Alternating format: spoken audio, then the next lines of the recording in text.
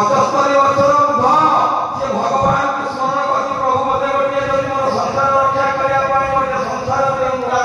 संतान दिंतु ताले मुझे मनुष्य धर्म मोक्ष है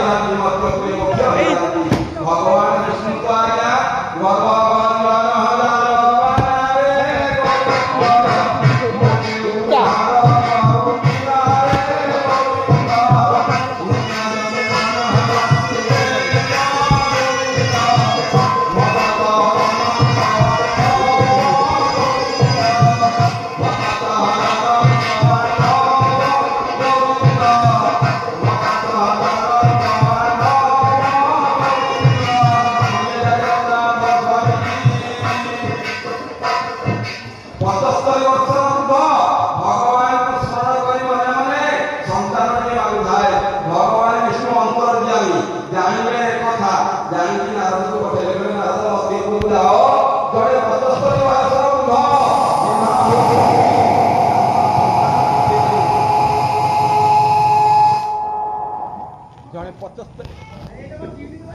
जड़े 75 वर्षर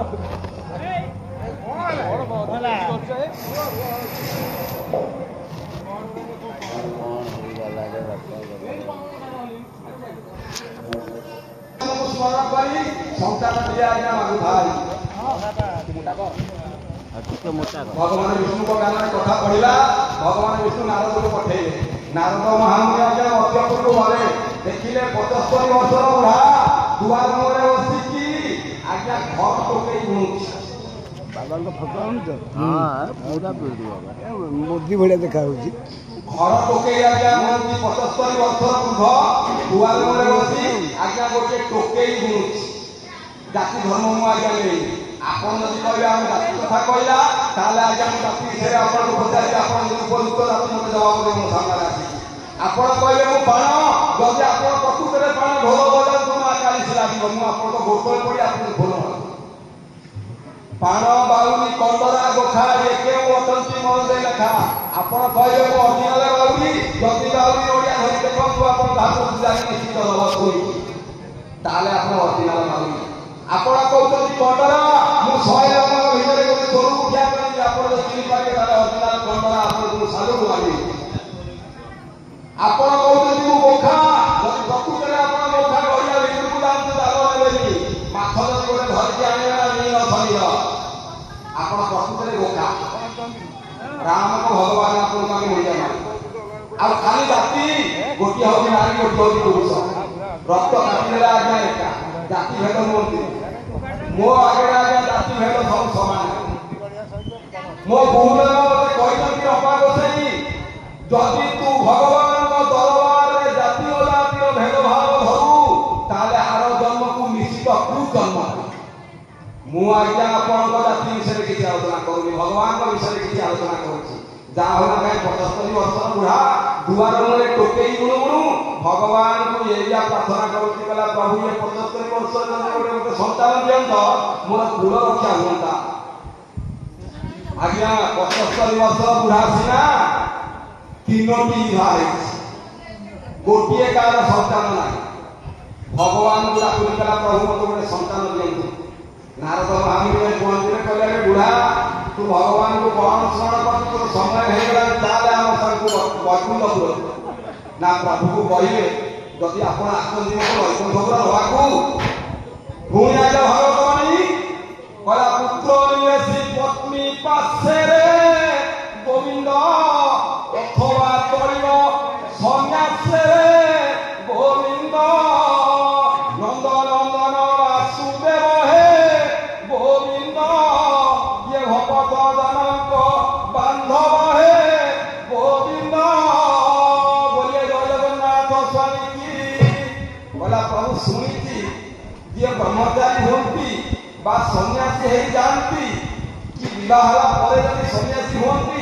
ପୁତ୍ର ଯଦି ସନ୍ତାନ ଥାଏ ତା ପତ୍ନୀ କୋଳରେ ଦେଇକି ସନ୍ନ୍ୟାସୀ ହେଲେ ଚଳିବ।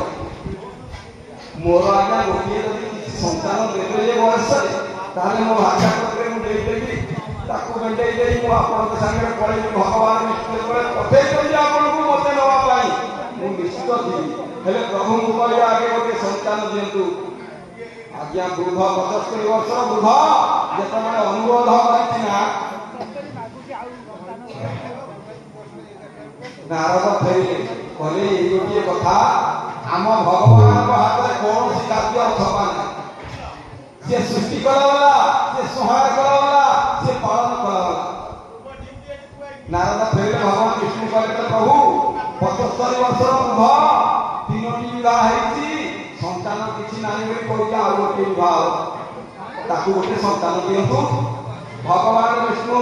ଯୋଗରେ ବସିଲେ, ଆଜ୍ଞା ସନ୍ତାନଟିଏ ପ୍ରଦାନ କଲେ। 75 ବର୍ଷର ବୃଦ୍ଧ 4 ନମ୍ବର ଭାଇଦା ଗଛରୁ ଗୋଟିଏ ସନ୍ତାନ ଜନ୍ମ ନେଲା। ଯେତେବେଳେ ସନ୍ତାନଟି ଜନ୍ମ ନେଇକି ଗୁରୁଣ୍ଡି ବା ଆରମ୍ଭ କଲା, ରାଜ୍ୟରେ 5 ବର୍ଷାଣି 10 ବର୍ଷାଣି ତାରକେ ପ୍ରାପ୍ତ ସମସ୍ତ ପୁତ୍ର ମିତ୍ର ସର୍ବଦାରାୟତେ ବରମେ ଗୋପୁତ୍ର ଶତପୁତ୍ର ପ୍ରଳୟନେ ଏକାଚନ୍ଦ୍ର ସମହତି ମଠତାରା ଗଣନିକେ।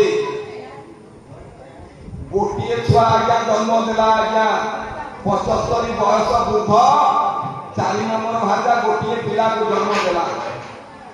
ବୃଦ୍ଧ ଭାବୁଥାଏ 9ଟା ନାହିଁ 6ଟା ନାହିଁ ଉପଯୁକ୍ତ ଗୁଣ ଦେବି ଏ ପୁତ୍ରଟିକି। ପିଲାଟି ଆଜ୍ଞା ଧୀରେ ଧୀରେ ଆଜ୍ଞା ବଢିବାକୁ ଲାଗିଲା। ଯେତେବେଳେ ବଢିବାକୁ ଲାଗିଲା, ଭଗବାନ ବିଷ୍ଣୁ ନାରଦ ମହାମୁନିଙ୍କୁ ପଚାରିଲେ, କହିଲେ ନାରଦ ମର୍ତ୍ତ୍ୟପୁରକୁ ଗଲ, ସିଏ 75 ବର୍ଷର ବୃଦ୍ଧର ଗୋଟିଏ ସନ୍ତାନ ହେଇଛି, ଏବେ ତ ତାର ସରିଗଲା, ସନ୍ନ୍ୟାସ ହବାକୁ ବାଟ ଆସିଗଲାଣି, ଆଉ କାହିଁ ସେ କଷ୍ଟ ଭୋଗିବ, ମର୍ତ୍ତ୍ୟପୁରେ ନେଇ ଆସିବ ଯାଅ। ନାରଦ ମହାମୁନି ଯେତେବେଳେ ଆସି ବୃଦ୍ଧ ଲୋକରେ ପହଞ୍ଚିଲେ ନା, ବୃଦ୍ଧ ଲୋକ ନାରଦ ମହାମୁନି କହିଲା, ହେ ନାରଦ ମହାମୁନି ତମେ ପୁଣି ବୈକୁଣ୍ଠକୁ ବେଟି ଆସିଲ, କାହିଁ ଆସିଛ? ନା ମୁଁ ପୁରା ତମକୁ ନେବା ପାଇଁ ତମର ଗୋଟେ ସନ୍ତାନ ଦରକାର ଥିଲା ନା, ଏବେ ତ ସନ୍ତାନ ପାଇ ସାରିଲଣି, ଏବେ ମୋ ସାଙ୍ଗରେ ବୈକୁଣ୍ଠକୁ ଚାଲ। ନା ହେ ନାରଦ ମହାମୁନି, ସନ୍ତାନଟିଏ ଠାକୁର ଦେଲେ ଭଲ କଲେ, ଏବେ ସନ୍ତାନଟିକି ଧୀରେ ଧୀରେ ବଡ କରନ୍ତୁ, ସିଏ ଟିକେ ତା ମାଆକୁ ପୋଷିଲା ଭଳିଆ ହଉ, ମୁଁ ଆପଣଙ୍କ ସାଙ୍ଗରେ ପଳେଇବି। ଆଜ୍ଞା ମାୟା ମିଛ ମୋହ ଲୋଭ କାମ କ୍ରୋଧ ଇଏ କାଠ ନାହିଁ। ବୁଢା ଲୋକଟି ଠେଇ 75 ବର୍ଷ ବୃଦ୍ଧ, ତାକୁ ଆଜ୍ଞା ଲୋଭ ଲାଗିଲା, ପିଲାଟି ବଡ ହେଲେ ତା ଭାଜା କତିରେ ଦେଇ ସେ ନାରଦ ମହାମୁନି